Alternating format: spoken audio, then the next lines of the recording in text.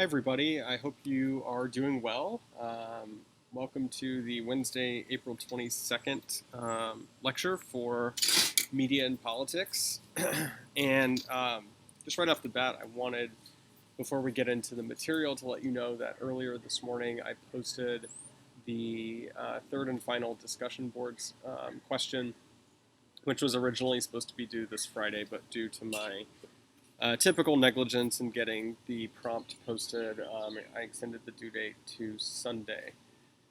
And I will post a sort of wrap-up video next week, but this set of readings marks the end of sort of the content that's on the syllabus. Next week was originally going to be set aside for you to present the findings for your final projects, which, again, I'm really bummed that they're not going to happen. I was really looking forward to seeing what you guys came up with. But nevertheless, so that week is free. As I mentioned, right when remote learning started, we are going to have a final exam, but it's going to be optional. So if you are pleased with your midterm exam grade, you do not need to take the final. That'll just mean that your midterm is worth 55% of your final grade. These discussion board posts, as you've seen, are worth 10% each. And if you do want to take the final exam, I can't remember the exact timeline. I think I posted about it, but I will send it to you sometime during exam week. You can take it. It'll be open book, open note. Just don't plagiarize and cheat off each other. And then you can send it back to me. So, all right, all that said, today we are going to talk, sorry for the screen, this is actually the screen for political humor, but we're going to cover the readings on democracy in a digital age today. And normally, the last few times I've taught this course, we have sort of separated this kind of wrap-up conversation from the material that we've covered in the rest of the class. But I feel like that has not been the case this semester. And almost every week we have grappled with the democratic implications of the things that we're talking about. And I don't know if that's a function of me sort of subconsciously just teaching the course differently, or if the sort of democratic ramifications of all of this stuff is kind of thought about more widely now, even if nobody has any good answers to them. I'm not sure in fall of 2016 that people were talking about Facebook, for example, with as critical a tone as they are now, and trying to understand sort of the big picture implications of not only social media, but also disinformation and conspiracy theories and everything else like we are doing today. And so anyway, if that's the case, I hope that this syllabus has sort of reflected that sea change, because I do feel like we've been coming back to this democracy in a digital age stuff time and time again. But nevertheless, we'll end with kind of wrapping it up this week as far as the readings go, wrapping up the semester. And then next week, I'll probably post some kind of overarching, this is where we've been, and this is how to kind of think about these things as we move forward. So let's start with the Masha Gessen article from the New Yorker on Facebook, and particularly Mark Zuckerberg's understanding of the First Amendment. And Masha Gessen, in addition to writing at the New Yorker, is also a professor, and I really like how he starts this article off, because he says every semester he asks his students what the First Amendment is for. And a lot of them are like, well, it's for the ability to speak your mind. And it's like, no, well, that's what it is, right? That's what it gives you the ability to do, but what is it for? And he pushes us, in reading the article, to think about the First Amendment framed in terms of a right versus a responsibility, right? So the First Amendment gives us the right to freedom of speech, but it doesn't say anything about the responsibility that we all face in exercising our freedom of speech. And his article, I think, really gets at this kind of conundrum and this sort of lack of understanding that Facebook executives in particular have, when they have this like super powerful free speech howitzer, and they have no direction, or they have no idea of where to point it, right, and in what direction, and where it's going to go off. And I think that's kind of a dangerous thing. And so Masha Gessen, he doesn't cite Lance Bennett, but he echoes many of Bennett's media myths in this piece, which I found very interesting. And so, like I said, he starts off with the question of what is the First Amendment for?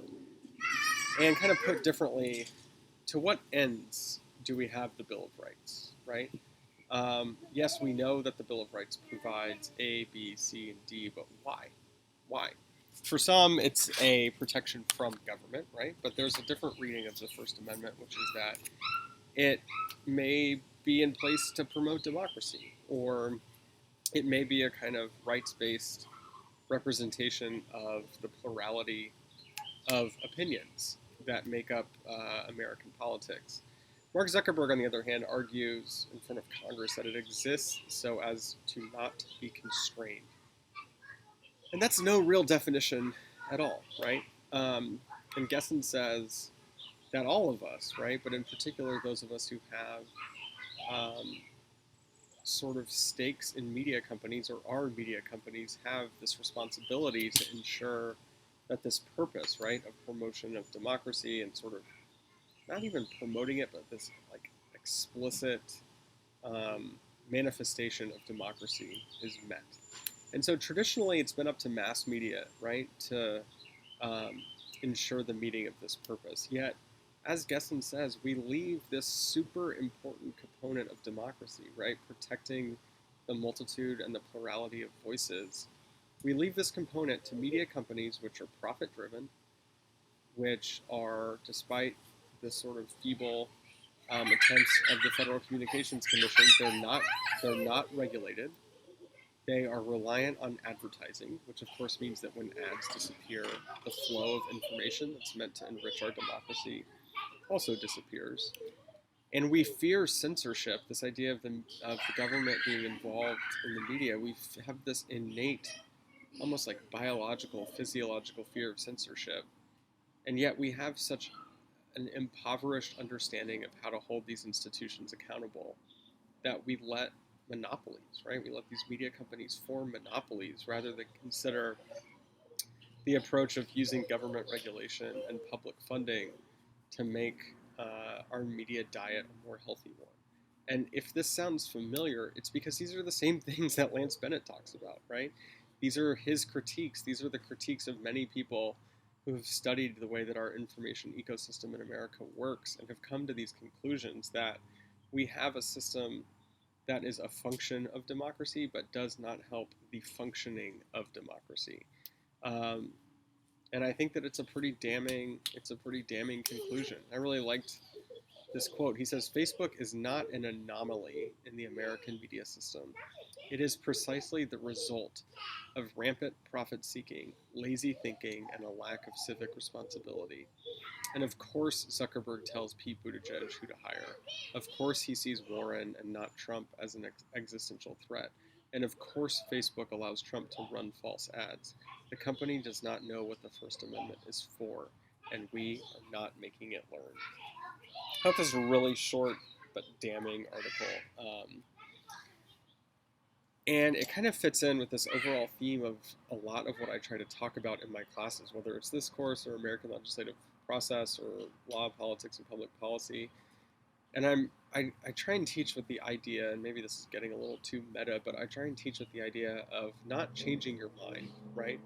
But trying to uncover some truths to allow you to see, to kind of brush past the noise, right? The criticisms of politics, to try to understand why our politics are the way that they are.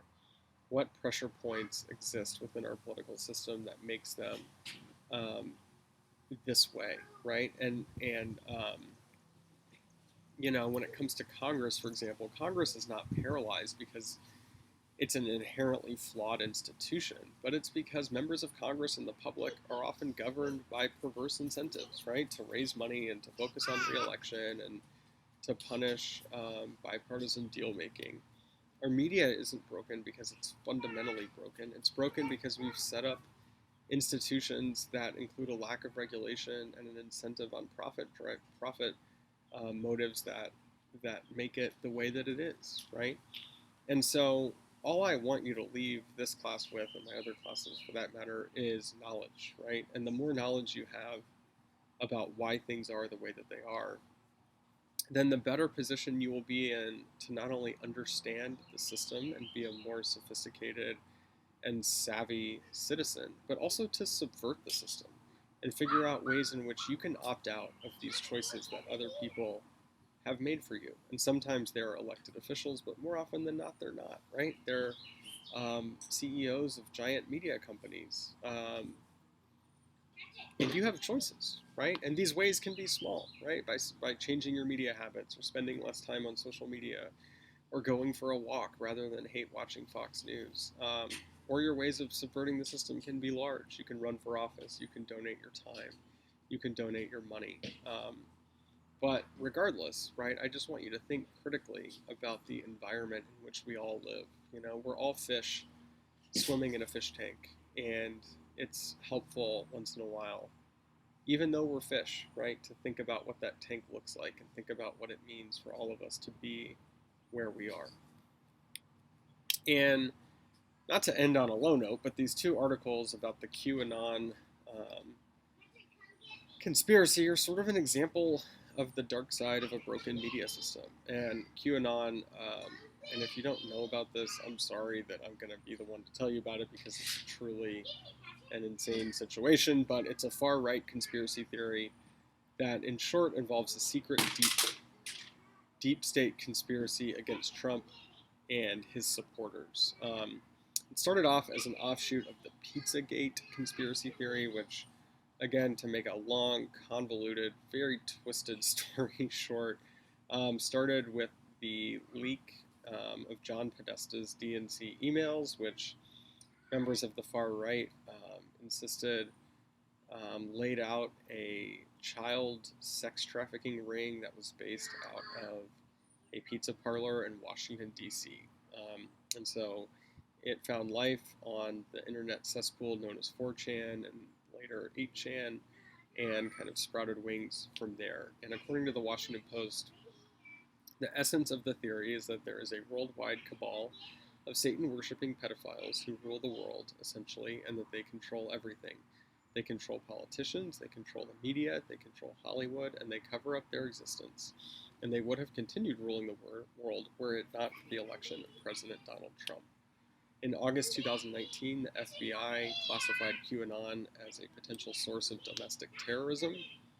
And as their predictions have fallen apart and have not come true, their posts have become more cryptic and more vague, akin to a palm reader, right, who looks at your palm and says, wow, you're going to lead a very interesting life.